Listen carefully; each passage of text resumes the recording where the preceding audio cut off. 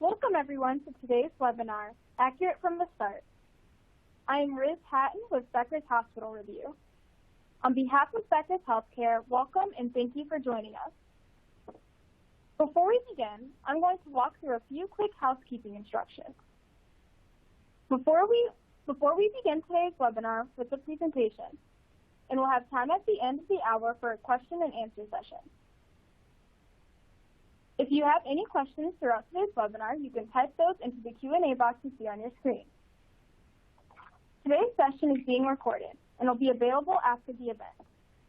You can use the same link you used to log into today's webinar to access the recording. If at any time you're having trouble with the audio or video, please try to refresh your browser. You can also submit any technical questions into the Q&A box. We're here to help. At this time, it is my pleasure to introduce our presenters, Kristen Jacobson and Christine Franson. Hi, everybody, and thank you for joining us today. I'm going to kick us off, and just a little bit of a matter of introduction of me, and then I'll let Christine introduce herself. My name is Kristen Jacobson. I work with RevSpring. We are an organization that focuses in on patient engagement and patient experience, with an emphasis really on payment, but we really try and focus in on full patient experience and patient journey. And I think you'll find out why as we go through the presentation. We think it's pretty critical to connect those dots throughout the patient journey and patient experience to create the best possible connections with your patients and the best possible outcomes. I have a really fun and exciting job at RevSpring. I wear a couple of hats. One of my roles is focusing in on omni-channel engagement, so really patient engagement using a multitude of channels and a multitude of messages to really do a few things. One, focus in on patient response, but also focus in on patient experience and patient loyalty. I also run marketing for RevSpring, and I have had marketing roles through a lot of my career. And what that really means is I really think every day and wake up every day thinking about consumer engagement and how you make connections with your brand with the people that you interact with. So just keep that in mind a little bit as we walk through the presentation. One of the things I just wanted to emphasize as we kick things off is when we talk about patient experience in healthcare and creating healthy outcomes, we really tend to kind of focus in on the clinical side of the patient experience. Obviously, helping patients understand their care experience helps patients prevent unhealthy outcomes, and that really begins with making sure patients have good understanding about their health, and they have the knowledge about the choices that they need to make to keep themselves healthy. And I think as clinicians in our world really think about empowering patients with the right information early on before they develop serious health conditions, and that can really save lives. So we probably talk less, though, about what healthy outcomes are on the administrative side. Gathering information from the beginning of the patient experience is also really important in terms of creating healthy outcomes for patients in terms of their relationship with you and financial outcomes and those types of things. So that's really what we're going to focus in on today. So we're going to talk about really creating good, healthy patient information and healthy patient data records to avoid negative impacts later on. So I'm going to turn it over to Christine, and she's going to walk through a little bit of a metaphor today that will help us emphasize where we can really focus in on that accuracy with the goal of achieving the best outcomes for patients, but primarily around non-clinical patient experience. Thanks, Kristen. Yes, I'm Christine Franson. I'm on our product communication team, and I focus on our patient engagement products. I've been with RevSpring for 10 years, and as Kristen mentioned, our focus is really from the very beginning of a patient's journey all the way through the end of their care and post-billing. So today we'll try to talk through that whole continuum of care and ways that we can reduce risk and increase positive outcomes. So our analogy today, many of you may have seen the IMAX movie Free Solo, which features Alex Honnold, the world-famous rock climber. I'm a rock climber myself, but nowhere near the ability. I have to use a rope. And there's something unique about Honnold is he's a free soloer, so he'll go up on these thousands and 1,000-foot routes and do it without a rope. But I really enjoyed listening to interviews that he's done about this experience. He talks a lot about risk and consequences in these interviews when people are asking, why would you risk your life like this? And he says, by the time I'd actually set out to free solo the wall, I had put so much effort into the preparation that I felt I'd mitigated all risk, thus avoiding the negative consequences, in this case, falling to his death. So for an athlete like this, climbing 3,000 feet of vertical rock without a rope was low risk, even though for someone like me, that would be a very high risk activity. So in our healthcare world, we can also do a lot to mitigate risk and mitigate the negative consequences of those risks. Beyond the challenges and risks of providing the best care to a patient in a clinical setting, we also have the opportunity to mitigate risk on the financial and administrative side. And so we're going to go through some of those ideas today and talk about how we can reduce risk, and therefore reduce bad consequences and increase positive consequences. So I think we're going to start out with a little question about, what are some of the risks that your organization might be most concerned with today? So I think you can just click on your screen and select one of those check boxes. Should be a multiple choice question in front of you, and we'll just give it a few seconds for you to select an answer, something that you're kind of thinking about that's top of mind for your organization.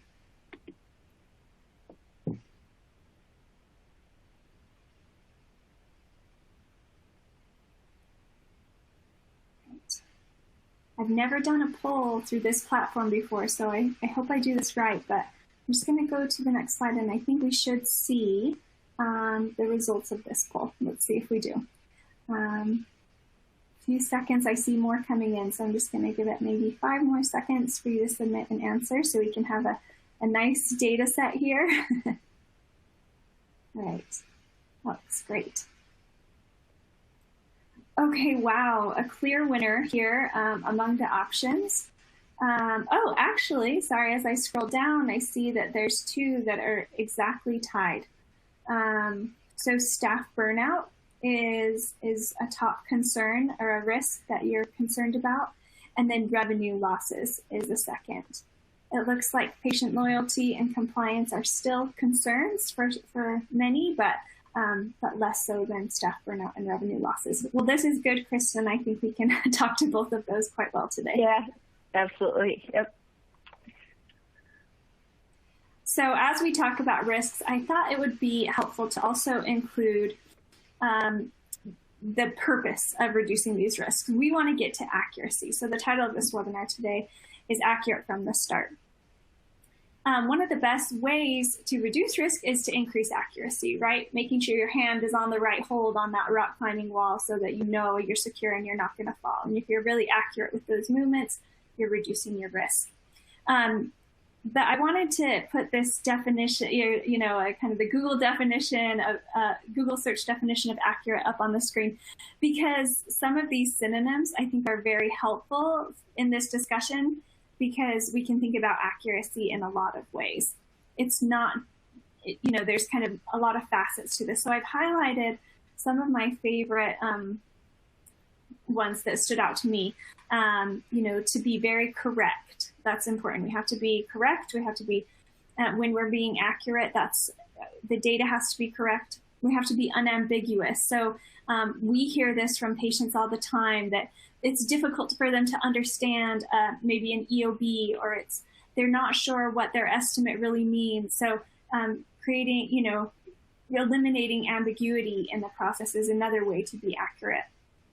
Kristen, any that stand out to you here? Yeah, actually a couple that you don't have highlighted, Christine. I really kind of focus in on the word precise. I really like the word precision, especially as you think about patient experience, and I think it really relates to accuracy.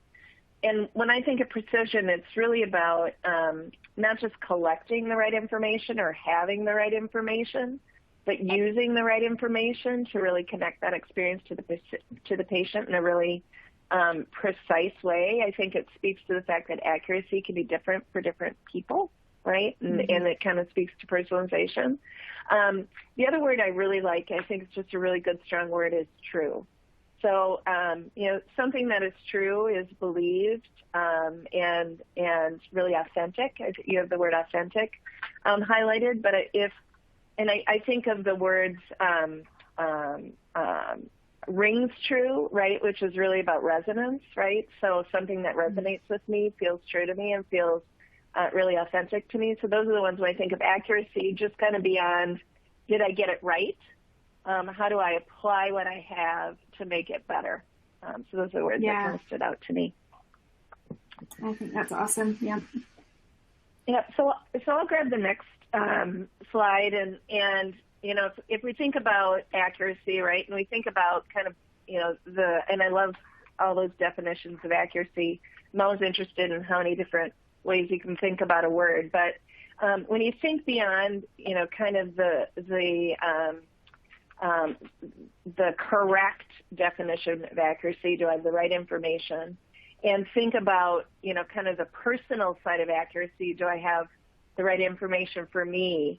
We have a lot of feelings now around what accuracy means, right? And that lets us really talk about what accuracy means for the patient experience. And this is just a really great stat. I think that's important for all of us to understand. It was done by Propensity, where they're thinking about, as we're all thinking about patient acquisition, and even though patient loyalty wasn't high, I think revenue was high, right? So our ability to connect with patients, to bring them in the door, to keep them from leaving out the back door, to retain revenue, those are all things that are really critical outcomes that require an exceptional patient experience. So this study showed that, and I'm a marketer, right? So, I think about patient acquisition and retention all the time, or customer acquisition and retention all the time. But experience can't be overlooked when it comes to how important that loyalty can be for patients. So 70% said they think about the most recent healthcare visit. And we know from other data that doesn't just mean your experience with your provider, with your doctor, but it's all those things that kind of go into what that healthcare visit means, from the time you make that appointment to the time you pay that final bill. And Christine, I know you have a good slide that talks a little bit about, what that kind of halo effect is.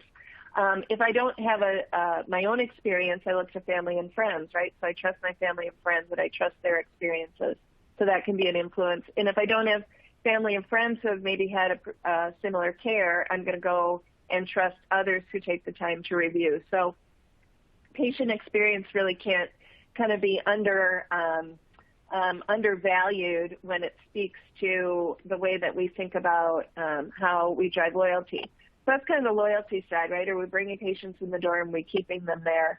But that better patient experience, that accuracy that drives the better patient experience, also does have other benefits, again, according to this same study. One is care and safety, so just their health, right? If I feel better about my experience with my doctor, I'm going to pay more attention to my care, and I'm more likely to have a better outcome when it comes to my health.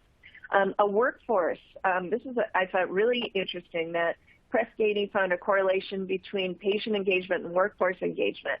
So if patients are more highly engaged, if they feel more invested in their health care, the workforce tends to feel more engaged and more invested in patients, which I think is just, a really good finding.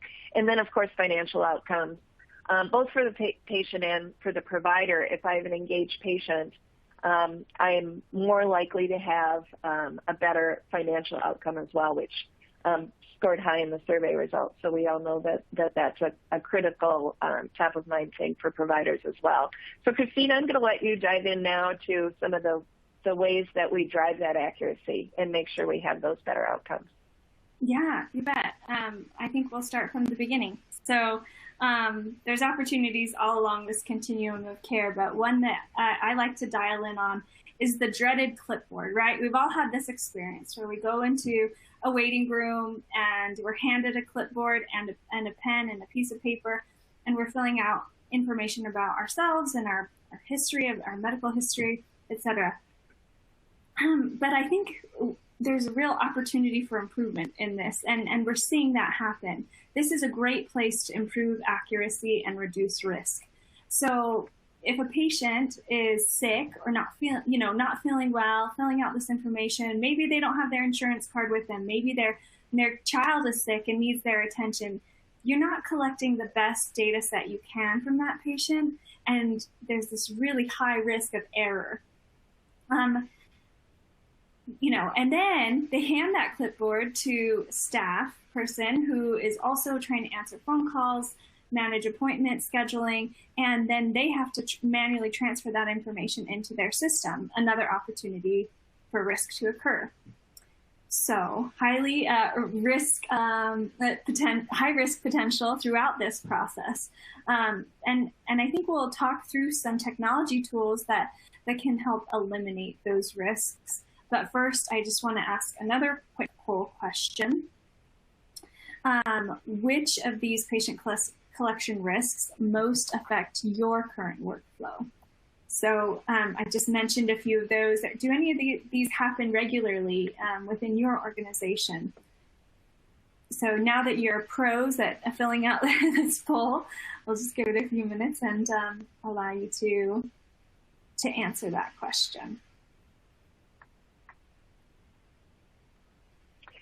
While everybody's filling that in, Christine, I'll maybe just put in a little bit of a plug for the patient experience survey we just did. The results aren't out yet, but the other thing I will say is in the data, what we saw, I don't remember the exact percentage, but I think it was high, like 60% of patients see the clipboard as being one of the big dissatisfiers in their experience, right? So one of the things that they're really looking at is, on kind of the experience side, what does the clipboard require? It requires for you to be sitting in the office, right? I can't mail you a clipboard. I guess some people do mail forms, but if we think about moving that to a more digital experience, not only does it drive accuracy, but it also just drives an everywhere experience. Right now I can fill in those forms anywhere, anytime it's convenient for me.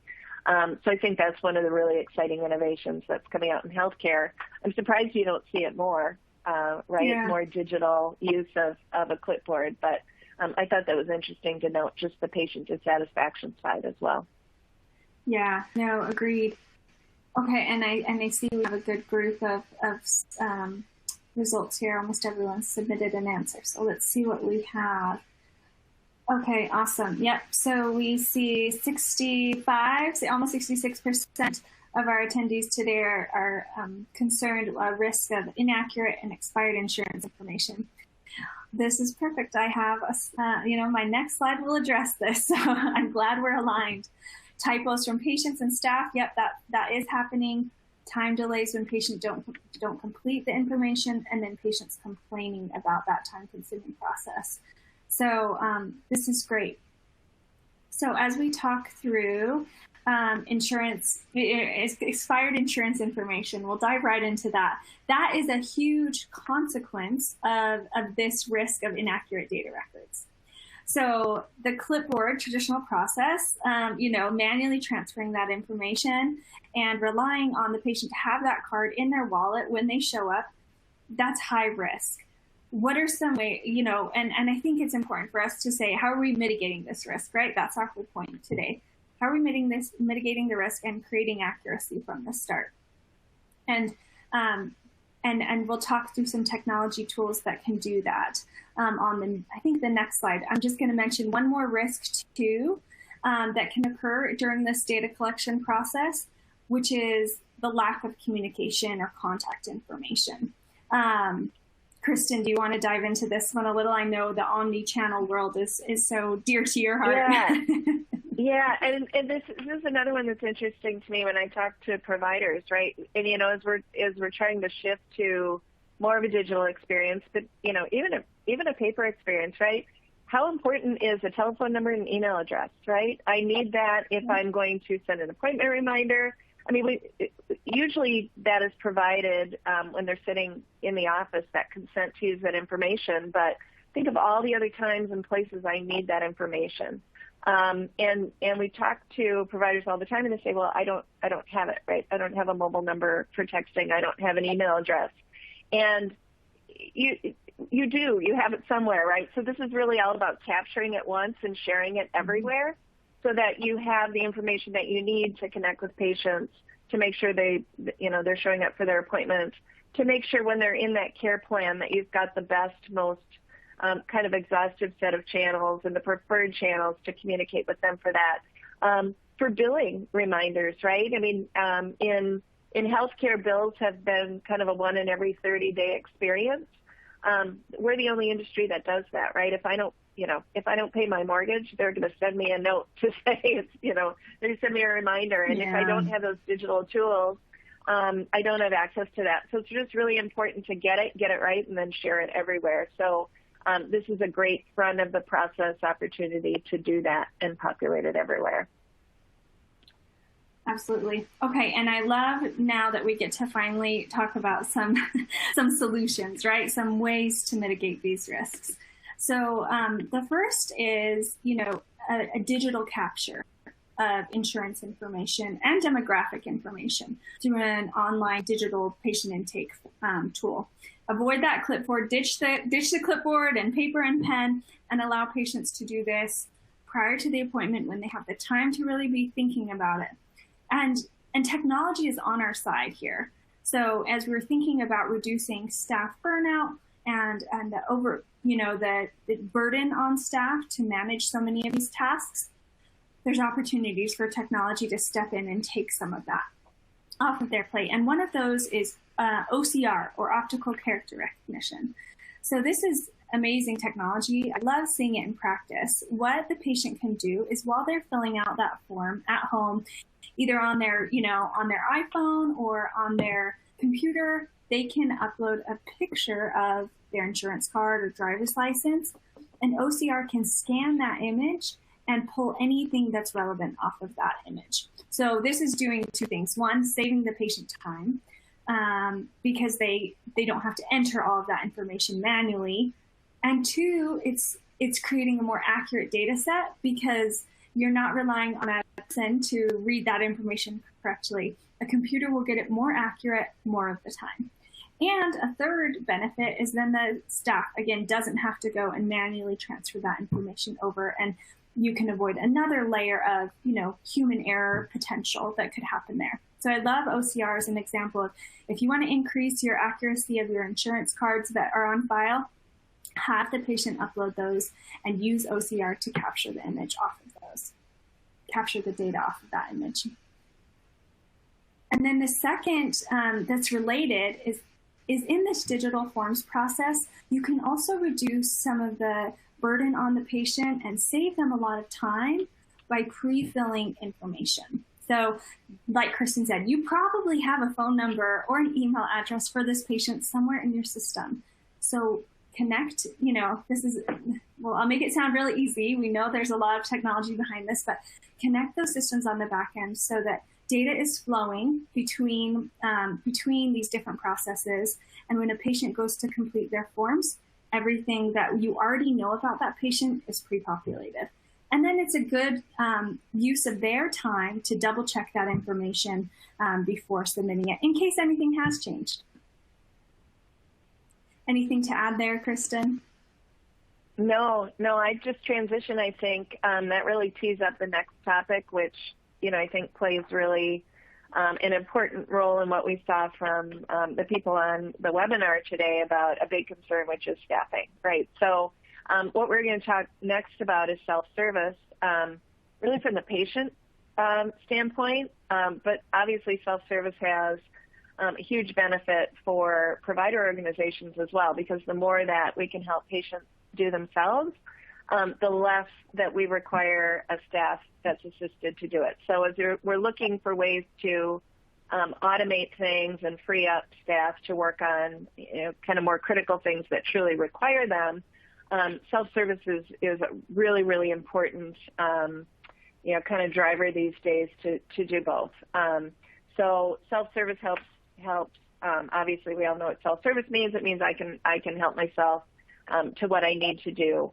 The thing that I wanted to underscore about this is that not only is it a great benefit for providers because it does help offset that staff burden, but patients really crave a self-service experience.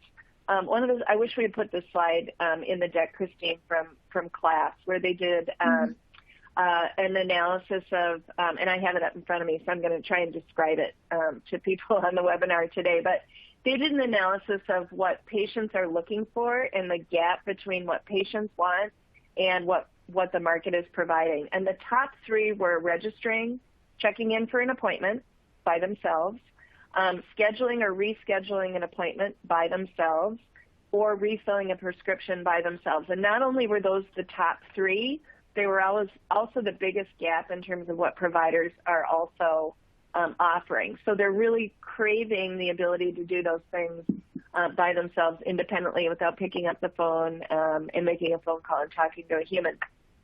The next one was paying a bill online, right? So they're really craving the ability to do that via self-service. That was one, though, where it was flipped. So providers are doing a really good job of providing that ability for patients to do that online. But, suffice it to say, patients are looking for more ways for us to help them help themselves. And the next slide, I can't remember, Christine, no, this one is mine. So lack of financial transparency in preparation. Is this one really mine? Or were you going to talk about this one? Financial transparency. I can talk about it. I've got you. Yeah, good. Yeah. It's an example of a self-service opportunity, right? So if patients can understand, if they don't understand, I will say first the risk version, right? If they don't understand what their financial obligation is or have an opportunity to prepare for that financially prior to service, then your risk there is lower patient engagement. And I'm sure you are guessing we have a solution to this, but first we'll talk about this next risk also. When information isn't shared across platforms. Yeah, and I will cover this one. And we touched on it a little bit as it relates to channels. But so one of the important things is gathering, I'll pick again on channel information. It's important to have it. It's important to have it accurately. But it's also important to share it because we don't want to have those gaps in patient experience. The obvious one is if I have an email address or a phone number for texting and the patients told me they prefer that and I don't use it, right, that's a dissatisfier as it relates to patient experience. So that's one important reason to share it and not continue to request it, but to share it, to collect it once and share it. But the other thing that we can start to do if we use that access to information more often is now I can start to look at patterns of information, right? So if I have a telephone number, if I have an email address, or even if I'm sending printed communications, and a patient hasn't explicitly told me what they prefer, I can actually tell what they prefer in their behavior. So the more that we use those, we call them digital assets in the patient experience, the more I can learn about what patients actually do respond to and use those channels. We talked about precision. We talked about personalization, but you don't have to do that in a really difficult way. You can let the data drive that, but to do that, you first have to collect it and use it. So that's the point I wanted to make about that particular slide. Yeah, perfect. And then now we have two kind of technology tools to help mitigate those two risks we just talked about. So first, on patients not understanding their financial obligation. We are all aware of estimates, and estimates have been around. They're nothing new, and they're, increasingly, becoming more and more needed and required through things like the No Surprises Act. The estimates have lacked confidence. Patients have lacked confidence in estimates, and even sometimes staff too, as they're delivering that information to patients. Sometimes don't feel like it's a highly accurate amount, and so they it introduces some hesitancy to do anything about that estimate amount. And there are some technology tools that can help with this. One is an estimate confidence score. This is something that can be displayed to the patient and the staff to help understand how accurate that estimate is, because estimates do have a wide range of variability. If it's a service that's very consistent and doesn't maybe include factors that could be introduced that are out of the physician's control, then that estimate score could be highly confident. It's almost always this amount, and you could take action like collecting a percentage of that, or even asking for payment in full prior to service. Where on the other end of the spectrum, there's services that have high amount of variability, and in those, the estimate confidence score could reflect that with a lower confidence score that says, this is the range, this is the amount we think it is, but we know that there's variability here. So instead of asking for a payment in full or anything like that, it could just be having the conversation about that range of a cost amount, or maybe putting a card on file so the patient knows they will be responsible and have limits on what that charge will be, but they are invested in financial obligation, even if the exact amount isn't known at the beginning.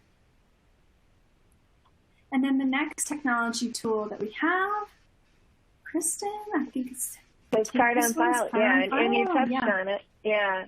So this is another one to get early and use often, right? So when we talk about self-service, not only is self-service important, but the ability to make it a smooth and efficient process is absolutely critical. I know I'm a big online shopper, right? And anytime I have to enter a credit card information, makes my husband really nervous because I know it by heart, so I can just kind of rattle it off. I don't have to go grab it, but it's even better if it's already stored, right? So the more that we can pre-populate that information for patients, the less they have to do when it comes to taking that action of making a payment. So like the best, quickest experience for making a payment would be a text to pay, right? So I owe a small balance.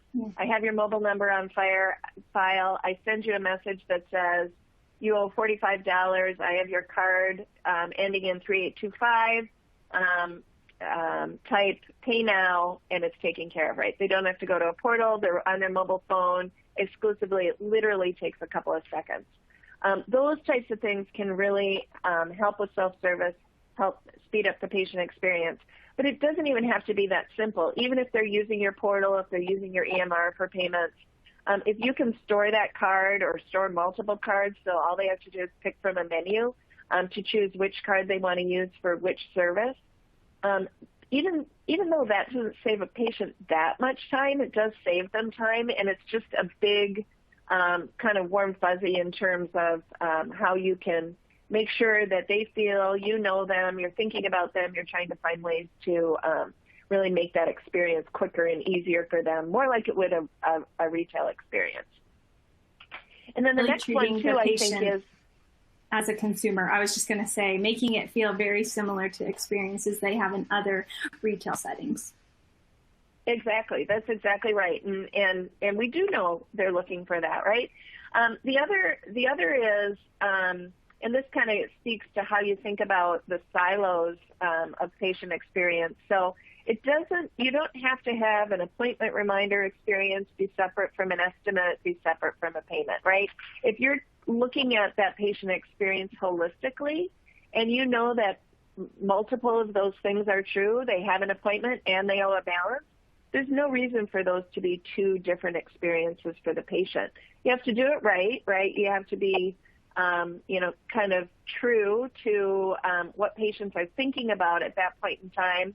But there's no reason that you can't remind a patient if they have an appointment that they have a prior balance, and either you'd like them to take care of that before they come in, or maybe they'll be asked to take care of that payment when they come into the organization. So again, gather the information once and use it everywhere, and think of that experience more holistically can really help with not only accuracy, but help with patient experience, self-service, and loyalty. I'm going to try and wrap in all the themes in that one slide. Well, and then I'm going to turn it over to you to talk about personalization. Yeah, I think it leads really well into personalization. So, you can be accurate in the information you're collecting, especially from the beginning, and reducing errors later on. But to take it a step further, you can use the data you have about a patient to create that more personalized and accurate experience. So more of those synonyms that we talked about in the beginning, a really true experience, really precise experience for the patient. So first, we'll talk about 2 of the risks and consequences of not doing this, and then we'll talk about some solutions. So the first risk is that if you're not personalizing the experience for the patient, then the messages that the patient's receiving just don't fit their needs or their circumstances or their time frame. If patients are blindsided with a final bill when they would have or could have made preparations, if you personalize that experience to them prior, then they're not going to be as engaged. And that goes with any type of communication throughout their continuum of care.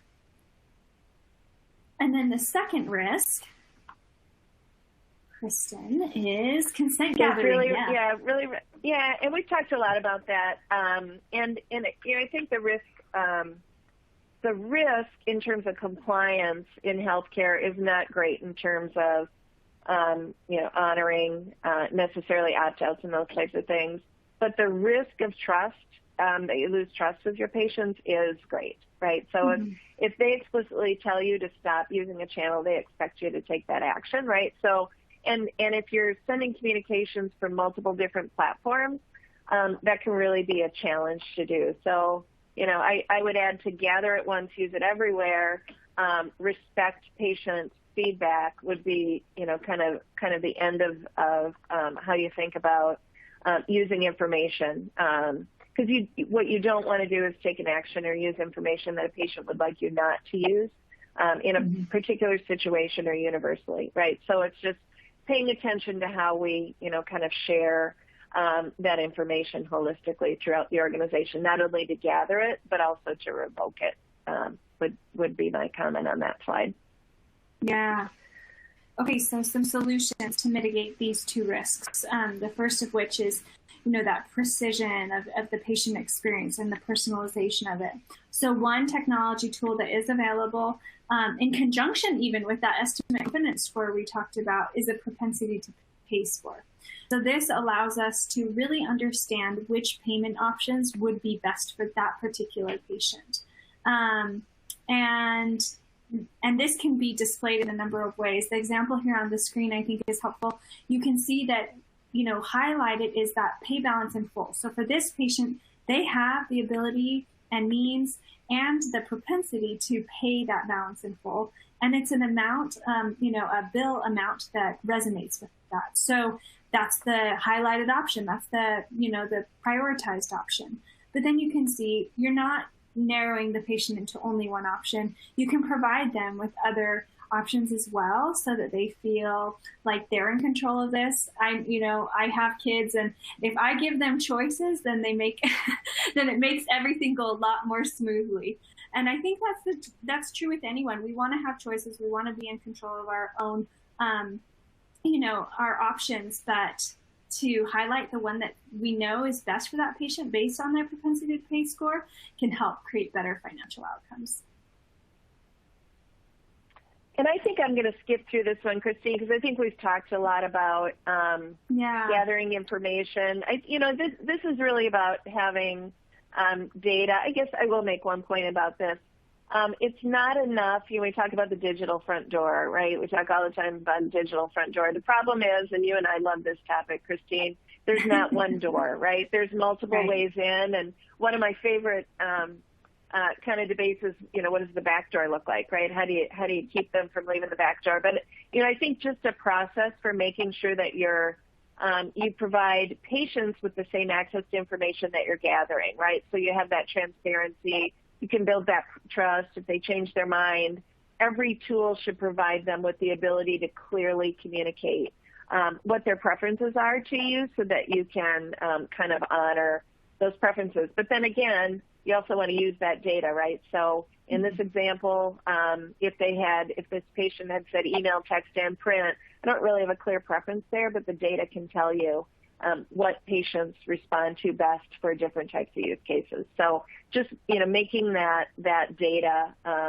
capture an ongoing process that's updated frequently and patients have access to as well, I think is a good reminder for that. So, I think that kind of wraps what we wanted to talk about in terms of self-service. Obviously there are benefits to accuracy in terms of reducing burdens on the administrative staff. If I have a patient process for self-service, they're providing me with that information. It's more likely to be accurate. I have less of an instance that I might have a transcription process in there where you might introduce some inaccuracy. So I think from there we want to go on to another poll, which it kind of goes back. So think about what we just talked about, right? Digital forms, propensity to pay, pre-care estimates, and consent. These maybe are things you're already doing in your organization. But maybe when you think about, I'll ask it two ways. When you think about the things you'd like to start doing, or maybe areas where you think you can make improvements that you're already doing in your organization. Let's just do a quick poll of what things are a priority for you in your organization today. I just learned that you can submit more than one. So if there are multiple things that are top of mind, then I think they're able to select more than one. I didn't know that. Me either. I only took to the third poll. Yeah. I don't know how, I'm curious how this one comes in. The other ones, I think I had kind of a sense of what would be the highest, but my guess, my guess is it's probably number one if it's consistent with our other surveys. Yeah. Right. Yeah. I think we have about. We'll give everybody a little bit more time. Yeah.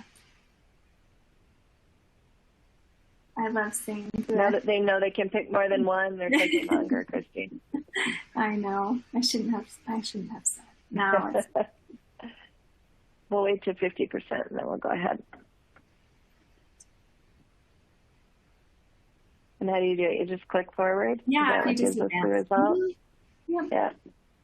Yep. Yep, digital forms. Yeah. That's what I thought. Yeah, that's consistent. It's really consistent with the survey we just did in terms of that being, kind of a new technology, I think. I don't know that it's new, but I think the adoption is really going up. And I think part of the reason is patients are really asking for it. And, obviously the staffing benefits of that, just being able to reduce that burden on staff is, looks like an aha moment for a lot of providers. So yeah. I'm surprised to see pre-care estimates also very high, just at 50%. Because estimates have been around for a while, where like digital forms are quite new.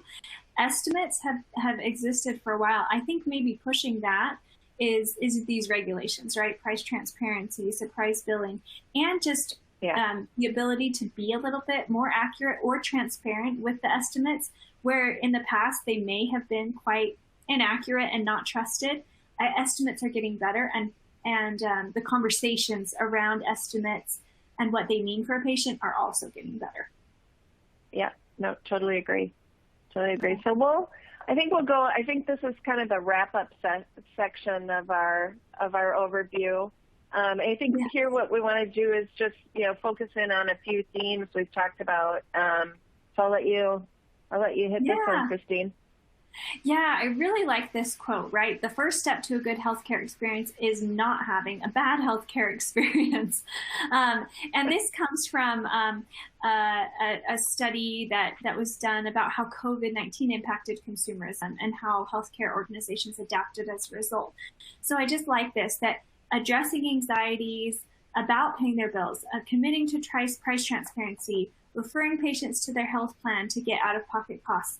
It's all about creating an experience where the patient feels informed and are really invested in it. Patients are becoming much more active in especially in the cost portion, because their patient portion of the responsibility for payment is growing and growing. But they need support, and that's a really great opportunity to build trust. And then at the bottom, Stephen Covey, gotta love him, trust is the glue of life, the most essential ingredient in effective communication. And I really believe that if patients don't trust you or trust the source of the communication that they're receiving, then they're much less likely to engage and take action. So building that trust will improve that. And we love this Kristen mentioned this at the beginning, but there's this concept of the halo effect. So this was first identified in 1920 by Edwin Thorndike. He's a psychologist who really set a lot of the groundwork for behaviorism and theories on conditioning. And the halo effect was one of kind of his, top findings.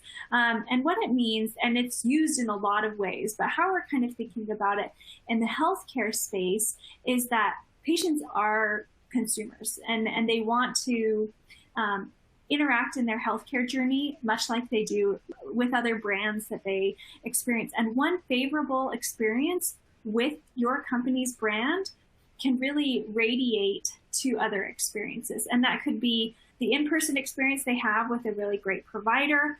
It could also be the communications that they're receiving prior to or post-visit. But one experience with the healthcare brand or organization can really create an experience for that patient that they feel trusted and that they can trust your organization, and it leads to better outcomes for them all around. So how do we do that? Yeah, so I'll just touch on this one really quickly. I love this slide. The only thing I don't like about this slide is that there are 10 of them, right? So it feels a little daunting that there are 10 things you need to pay attention to build trust. But I think there's some real themes through this. I think you'll see, and I'll just let you read the slide while I talk. It's about messages that resonate, right? We talked a little bit about that, precision, true, messages that resonate. For individual patients, right? So being able to communicate in a way that's appropriate for patients using that data is important. You'll see a lot of themes of consistency, right? So using consistent channels, using consistent processes, thinking about how you can coordinate messages rather than sending potentially three messages to a patient in 1 or 2 days about 3 different things. How do you respect their time and make that consistent? How do you make sure that patients feel like you know them, right? We take a lot of time to know patients in clinical care, right? That should transcend to the communication experience. And of course, it all starts with accuracy by just gathering that information and then leveraging it. So the one takeaway on this slide is that there are 10 things, but there are some great themes in here that I think are really achievable when you think about how to build trust using accurate data from the start. And then that has benefits, right? There's benefits. We talked a lot about it today. There's benefits for the patient because they feel they can trust you. They feel they have a better relationship with you. They feel respected because you're respecting their time and making it easy for them to do simple things and maybe not so simple things. But again, accuracy helps preserve what's just precious today, and that's the time of your staff. And making sure that we have the best possible process to get good information in the door early and eliminate a lot of those manual processes. So a lot of good benefits I think we've talked about today regarding accuracy. So it wouldn't be a good metaphor if we didn't end with the metaphor that we started with. So back to you for that, Christine. Yeah. So as we implement these, the whole point, is that we're reducing risk to increase accuracy. And so that we can get to that top of the wall, right? Our metaphoric top of El Capitan, to have a great patient experience. And to get there, we've talked about reducing errors in the beginning, increasing patient satisfaction as patients have this connected, precise, and personalized experience. And then lastly, we see that financial outcomes improve as a result of all of these things. So technology and automation are just working in our favor to make these processes better and easier, more accurate, better connected for you and for the patients that you serve. And I think we have time now for some questions. Yeah. Riz, I think is going to, yeah, of course. Thank you both for that fantastic presentation. We'll now begin today's question and answer session. Please submit any questions you have by typing them into the Q&A box you see on your dashboard. We'll begin, we'll try to get through as many questions as we have time for. So starting off, we have our first question here. Our organization has quite a few antiquated processes, and changing them all over will take a lot of time and resources. Where do we start? Do you want to take that one, Christine? Yeah, sure. I'll lend my thoughts. I think first you identify the pain points, right? You identify those things that are the biggest risk to your organization. So if you're having big problems with patient loyalty and retention, then maybe you start with the things that are, pain points for patients. If you're having a lot of staff burnout or having trouble, with your load, then maybe you start with some pain points that your staff are experiencing. And as we mentioned today, we are all about using automation, technology to reduce those pain points because, we're so used to having to do these manual processes, but there are ways to shift those over to technology to take a lot of that burden. So start with something that's hurting the most. Hurting the most. And I would say, don't always look at the patient experience. And that's not always easy to, kind of understand, right? Most of us are doing surveys to understand patient experience, but, understanding some of those gaps can be a challenge. I think attached to this webinar is one of, I think, our favorite white papers, which is, in your patient's shoes. That is kind of a call it a novice patient journey mapping exercise where you kind of think about that connected experience for the patient and understand where you might have, kind of leakage in terms of information or patient dissatisfiers. So, think about that too, not just what are the obvious pain points, but what might your patients be experiencing that they haven't told you about is another thing to think about. Yeah. And we've just seen a lot of success with our customers who build on, have a phased or build upon it kind of approach to changing their processes. So they'll start with something that's really, we said, a pain point, and then they build on it from there and add something else and build on it from there. And that phased approach kind of works really nicely for a lot of reasons. It helps staff kind of acclimate to that as well as patients and maybe eases their burden even more. Thank you both for that. We have a second question coming in here. Where does EMR integration fit in with these technologies? So I guess I'll start with that one. So when you think about, we talked about looking at the patient experience, we talked a lot about data and where that gets stored. I think the way I think about the EMR is it's, probably one of the most important receptacles of information about the patient, but it's not the only one, right? So as you look at other, kind of best of breed technologies that you attach to your EMR solution, a lot of EMRs do a lot of the heavy lifting, right? And in some ways that simplifies things. But you need to think about things you do attach to the EMR as being able to well integrate and share data. So, really good technology will think about the role of the EMR in that ecosystem and have an architecture approach to make sure that there's a way to get information out of the EMR in real time so you can leverage it, but also then share information back into the EMR so that it's pure and authentic at all times. So integration is really critical because even the most simplistic of solutions that you attach to an EMR, if they're a breaking point, you're going to break down that patient experience. So it does have to be holistic. Yeah, agreed. Thank you both. I think we have time for about one more question here. This question says, our patient demographics are a bit older. Any suggestions on how to introduce and make them more comfortable with technology? Oh, that's a great question. Yeah. So this is something that we looked at with our patient experience survey that we just did too.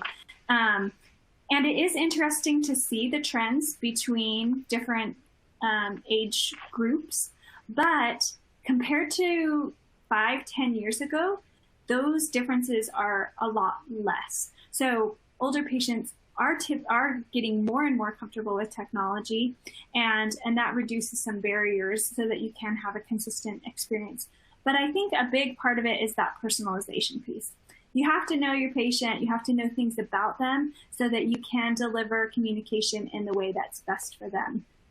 We often talk about like a digital first approach, but digital first for us doesn't mean digital only. We also still include kind of those classic communication types like a printed statement, for example, that some patients just prefer and trust. So you really have to know the patient, personalize the experience to that patient, and I think that goes for any age group. Yeah, no, and I think that's really an important point, and it isn't always, break down around demographic lines, right? So you do have to understand, how do you see in the behavior. You don't want to take a tool away from an older patient who actually, craves that experience. So it's important to pay attention to behavior. The other thing that we find, and we work a lot with our provider partners on, is just patient education, right? So some of, especially when you think about the older population who are, open to maybe, scams, right? And so they've been kind of sensitized to be a little bit leery of technology. But if you tell them it's coming and you educate them into the benefits and how it can help them, they will tend to trust it more. So, pre-initiative marketing, helping them understand what you're introducing to them and why it benefits them can really be helpful as well to prepare them for the changes that you're about to make. Thank you both for shining some light on that. That is all we have time for today. I want to thank Kristen and Christine for an excellent discussion, and also thank RevSpring for sponsoring today's webinar. Please don't hesitate to reach out with any questions, and thank you again for joining us today. And we hope to see you at future Becker's webinars. Thanks for having us. Thank you.